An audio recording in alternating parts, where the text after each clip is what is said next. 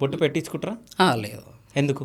ఎందుకంటే అది దేవుడి దగ్గర పెట్టింది కాబట్టి అది మేము పెట్టుకోకూడదు. ఎందుకంటే క్రైస్తవుడు ఆ పని చేయలేడు ఇప్పటికీ కూడా. ఎందుకు అంటే బైబిల్లో రాసిందా మీరు బొట్టు పెట్టుకోవద్దు, అంటే దేవుళ్ళ దగ్గరికి వెళ్ళంగానే బొట్టు పెడతారు? విగ్రహాల దగ్గర ఉన్నది ఏది కూడా మీరు దాన్ని ముట్టుకోకూడదు, దాన్ని తాకూడదు. ఓకే, విగ్రహాల దగ్గర ఉన్న ఏది కూడా అంటే అది ఫుడ్ అవ్వచ్చు, లేకపోతే మీరు అన్న బొట్టు అవ్వచ్చు, ఏదైనా. అలా చేస్తే కిరాణా షాప్ నుంచి ఇప్పుడు నేను కుంకుమ తెప్పిస్తా, పెట్టుకుంటారా?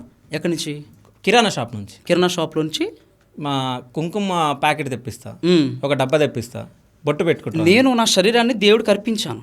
అంటే ఇహలోకమైన ఏవి కూడా, అంటే అది ఎలాంటిది అలంకరణ కావచ్చు, ఏదైనా కావచ్చు.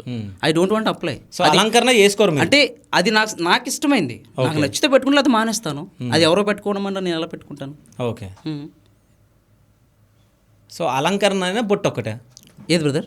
మీరు అలంకరణ ఒకటేనా, బొట్టు ఒకటేనా? బొట్టు ఒకటే పెట్టుకోరా, అలంకరణ ఏం చేసుకోవాలి? అలానేం కాదు, ఇట్స్ మై ఒపీనియన్. అది నాకు సంబంధించింది.